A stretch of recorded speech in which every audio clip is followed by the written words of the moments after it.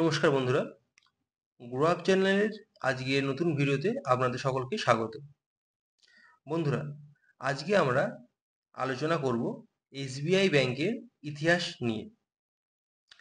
আজকে যে ব্যাংকটি ভারতবর্ষের সবথেকে বড় ব্যাংক, সেই ব্যাংকটির ইতিহাস জড়িয়ে আছে প্রায় 200 বছর ধরে। তো আসুন বন্ধুরা, আলোচনা করা যাক এসবিআই ব্যাংকের ইতিহাস। একটি তথ্য সমৃদ্ধ ভিডিও আজকের ভিডিওটি। যদি আপনাদের ভালো লেগে থাকে আজকের ভিডিওটি, অবশ্যই সাবস্ক্রাইব করবেন, কমেন্ট করবেন এবং পরবর্তীকালে যে টপিকের উপর ভিডিও আপনারা শুনতে চান কমেন্ট করবেন। আমি চেষ্টা করব সেই টপিকের উপর ভিডিও তৈরি করার। তো আসুন দেরি না করে শুরু করা যায়। বন্ধুরা, আজকে যে এসবিআই ব্যাংকটি আমাদের ভারতবর্ষে আছে, সেই ব্যাংকটির ইতিহাস বা পথ চলা প্রায় 200 বছর আগে। আপনারা দেখতে পাচ্ছেন ব্যাংক অফ ক্যালকাটা। এই ব্যাংক অফ ক্যালকাটা প্রতিষ্ঠিত হয় 1806 সালের 2রা জানুয়ারি। এই ব্যাংকটি প্রতিষ্ঠার মাধ্যমেই বর্তমান এসবিআই ব্যাংকের পথ চলা শুরু হয়। ব্যাংকটির নাম শুনেই আপনারা বুঝতে পারছেন, বর্তমানে যে কলকাতা, তৎকালীন সময়ে নাম ছিল ক্যালকাটা, সেই ক্যালকাটাই প্রতিষ্ঠিত হয় ব্যাংক অফ ক্যালকাটা। আপনারা জানেন যে 1800 খ্রিস্টাব্দের একটু আগে আগে British east India company Maratha সাম্রাজ্য এবং টিপু সুলতানের সঙ্গে বেশ কয়েকটি যুদ্ধে লিপ্ত হয়, যার ফলে তাদের অর্থনৈতিক কাঠামো কিছুটা হলেও হ্যাম্পার্ড হয়। এই সময়ে ব্রিটিশ ভারতকে সাপোর্ট দেওয়ার জন্য একটি স্ট্রং ব্যাংকার বা একটি ফিনান্সিয়াল সাপোর্ট দেওয়ার জন্য ব্যাংক প্রতিষ্ঠার ভীষণভাবে জরুরি হয়ে পড়ে। যেহেতু কলকাতাই ছিল ব্রিটিশ ভারতের সেন্ট্রাল হাব, তাই সমস্ত ফিনান্সিয়াল ও ব্যবসার লোন যেহেতু এখান থেকেই স্যাংশন হতো, তাই ব্রিটিশরা ভারতের এই ক্যালকাটাই তৈরি করে প্রথম ব্যাংক। এই ব্যাংকটি প্রতিষ্ঠার 3 বছর পরে, অর্থাৎ 1806-এর 3 বছর পর 1809 খ্রিস্টাব্দে এই ব্যাংক অফ ক্যালকাটার নাম পরিবর্তন করে রাখা হয় ব্যাংক অফ বেঙ্গল, এবং এই ব্যাংক অফ বেঙ্গলই হয় প্রথম প্রেসিডেন্সি ব্যাংক। এই bank of Presidency bank of India, এটি কিন্তু শুধুমাত্র ব্যাংক অফ বেঙ্গলই নয়, পরবর্তীকালে আরও দুটি ব্যাংক প্রতিষ্ঠিত হয় প্রেসিডেন্সি ব্যাংক। প্রথমটি হচ্ছে ব্যাংক অফ বোম্বে, যেটি প্রতিষ্ঠিত হয় 1840, এবং ব্যাংক অফ মাদ্রাস, যেটি তৈরি হয় 1843 খ্রিস্টাব্দে। আপনারা দেখতে পাচ্ছেন ব্যাংক অফ বোম্বের ছবি, ব্যাংক অফ মাদ্রাস তৎকালীন কেমন হচ্ছিল তার ছবি। এই ব্যাংকগুলি একত্রিতভাবে বলা হতো প্রেসিডেন্সি ব্যাংক।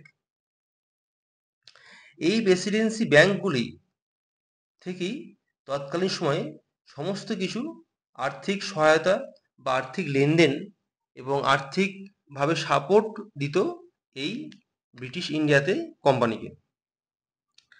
ব্রিটিশ ইন্ডিয়াতে কোম্পানিকে সাপোর্ট দেওয়ার কথার অর্থই হচ্ছে তাদের ব্যবসা বাণিজ্যকে সাপোর্ট দেওয়া, অর্থাৎ ফান্ডিং করা। এই যে ব্যাংকগুলো প্রতিষ্ঠিত হলো, এই ব্যাংকগুলি কিন্তু প্রতিষ্ঠিত হওয়ার পরবর্তীকালে একটি গুরুত্বপূর্ণ ঘটনা ঘটে। সেটি হলো ব্যাংক অফ বেঙ্গলকে east India company note issue করার বা কারেন্সি ইস্যু করার অধিকার দেয়। অর্থাৎ এই ব্যাংক অফ বেঙ্গল কিন্তু নোট ইস্যু করতে পারত, এবং এই নোটটা দিয়েই তৎকালীন সময়ে সমস্ত কিছু লেনদেন হতো। এটি কিন্তু ভীষণ একটা বড় পদক্ষেপ ব্যাংক অফ বেঙ্গলের জন্য ছিল। অবশ্য এই ব্যাংকটির লেনদেনে কিছু জিওগ্রাফিক্যাল ক্রাইটেরিয়া ছিল, অর্থাৎ এই ব্যাংক অফ বেঙ্গল যে কারেন্সি ছাপাতো সেটি প্রায় অল ওভার ইন্ডিয়াতে তার একটা ব্যাপার ছিল।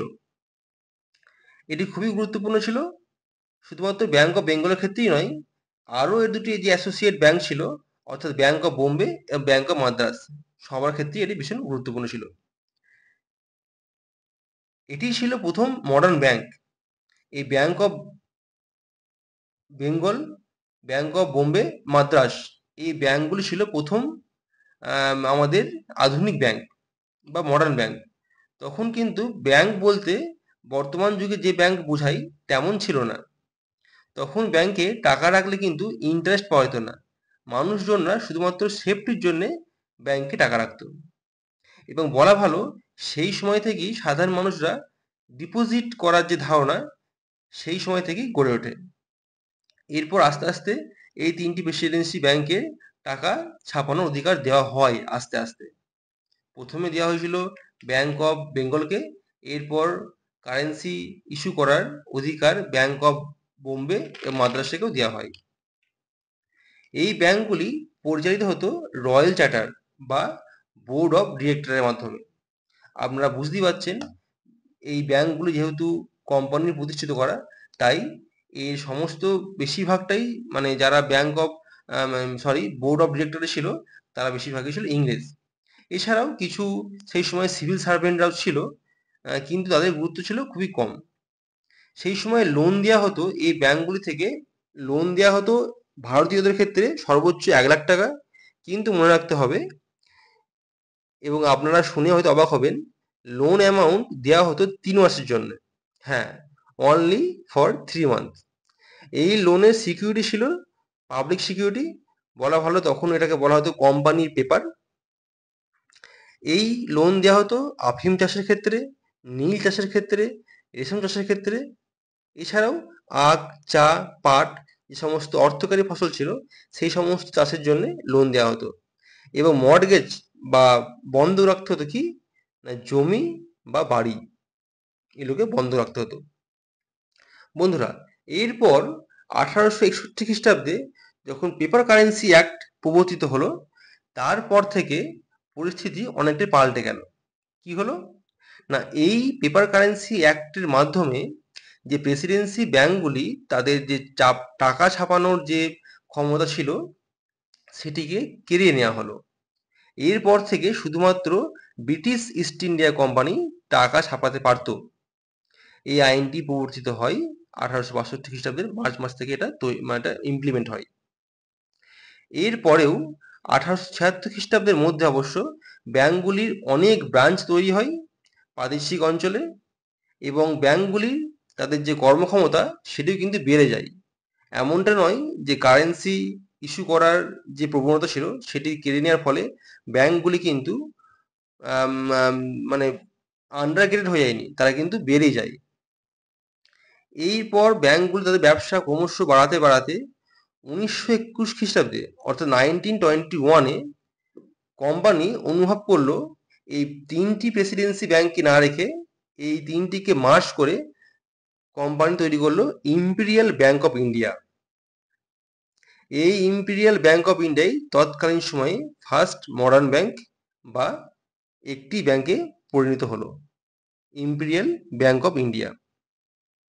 এই ইম্পেরিয়াল ব্যাংক অফ ইন্ডিয়ায় তখন কোম্পানিকে ফান্ড করত, এবং কোম্পানি যে সমস্ত যুদ্ধ করত তাদেরকে ফান্ডিং করার মেন দায়িত্ব অনুভব করত এই ইম্পেরিয়াল ব্যাংক অফ ইন্ডিয়া। এরপর বন্ধুরা 1935-এ অর্থাৎ 1935 খ্রিস্টাব্দে যখন প্রতিষ্ঠিত হল RBI, reserve bank of India, তারপর থেকে পরিস্থিতি অনেকটাই পাল্টে গেল। এরপর আরবিআই প্রতিষ্ঠা হওয়ার পর থেকে ভারতের অর্থনীতি মূল যে গুরুদায়িত্ব সেটি তো ছিলই ইংরেজদের হাতেই। এরপর থেকে সেটা সরাসরি একদম ব্রিটিশদের থেকে এটা, অর্থাৎ ইংল্যান্ড থেকে এটা পরিচালিত হতে শুরু করলো। এই প্রেসিডেন্সি ব্যাংকগুলি প্রথমে ছিল, তারপর ছিল ইম্পেরিয়াল ব্যাংক অফ ইন্ডিয়া, তারপর এর মেন যে টাকা অর্থনৈতিক কাঠামোর হাতে চলে যায় আরবিআই এর হাতে। এরপর বন্ধুরা, যখন ভারত স্বাধীন হয় অর্থাৎ 1947 সালে ভারত যখন স্বাধীন হয়, তার পরবর্তীকালে অর্থাৎ 1951 খ্রিস্টাব্দে স্বাধীন ভারত যখন 5 ইয়ার প্ল্যান অর্থাৎ পঞ্চবার্ষিকী পরিকল্পনা গ্রহণ করে, তখন ভারতের মেন উদ্দেশ্য ছিল রুরাল এরিয়াকে ডেভেলপ করা, এবং তার জন্যে তখন সেই সময়ে পরিমিত অর্থ সরবরাহ করার জন্য একটি প্রস্তাব পাস হয় এবং 1955 খ্রিস্টাব্দে all India rural survey committee তৈরি হয়। এই কমিটি প্রস্তাব দেয় যে সমস্ত স্টেট অ্যাসোসিয়েট ব্যাঙ্কগুলি আছে সেই ব্যাঙ্কগুলিকে মার্জ করে একটি ব্যাঙ্ক করা হবে এবং এটি পার্লামেন্টে 1955 খ্রিস্টাব্দে পাশও হয়ে যায়। এরপর থেকেই সমস্ত যে স্টেট অ্যাসোসিয়েট ব্যাঙ্কগুলো ছিল সকলকে মিলে তৈরি করা হলো স্টেট ব্যাঙ্ক অফ ইন্ডিয়া। বন্ধুরা, আপনারা দেখতে পাচ্ছেন 1921 খ্রিস্টাব্দে প্রেসিডেন্সি ব্যাঙ্কগুলোকে মার্জ করে তৈরি করা হয়েছিল ইম্পিরিয়াল ব্যাঙ্ক অফ ইন্ডিয়া। এই ইম্পিরিয়াল ব্যাঙ্ক অফ ইন্ডিয়া তৈরি হয়েছিল দুটি ব্যাঙ্ককে নিয়ে, ব্যাঙ্ক অফ বোম্বে এবং ব্যাঙ্ক অফ মাদ্রাস। আর এই এসবিআই তৈরি হয়েছিল 1955 খ্রিস্টাব্দে এবং এসবিআই প্রতিষ্ঠা হওয়ার পরে শুধুমাত্র কিন্তু 1955 সালেই নয়, এরপর 1976 খ্রিস্টাব্দেও আরও বেশ কয়েকটি ব্যাংক মার্জড হয়। এর পরবর্তীকালে আপনারা জানেন যে 2017 সালে 6টি ব্যাংক অর্থাৎ bank of Bikaner, bank of Travancore, bank of Mahishur, bank of Patiala এবং ব্যাংক অফ হায়দ্রাবাদ এবং ভারতীয় মহিলা ব্যাংক, এই সবকটি ব্যাংকে মিলিয়ে তৈরি হয় বর্তমানে এসবিআই। অর্থাৎ লাস্ট 2017 সালে এই ব্যাংকগুলিকে একত্রিত করে দেওয়া হয়, অর্থাৎ মার্জ করে দেওয়া হয় এসবিআইয়ের সঙ্গে। তো বন্ধুরা, এইভাবে বর্তমানে আমাদের এসবিআইয়ের যে কাঠামো এইভাবে তৈরি হয়। আশা করি ভিডিওটা আপনাদের ভালো লেগে থাকবে। কোনো কিছু ইনফরমেশান আরও বেশি প্রয়োজন হলে আপনারা কমেন্ট করবেন, আমি চেষ্টা করব আপনাদের কমেন্টের উত্তর দেওয়ার। তো সকলকে আমার ধন্যবাদ। চ্যানেলটি সাবস্ক্রাইব করবেন এবং পাশে থাকবেন।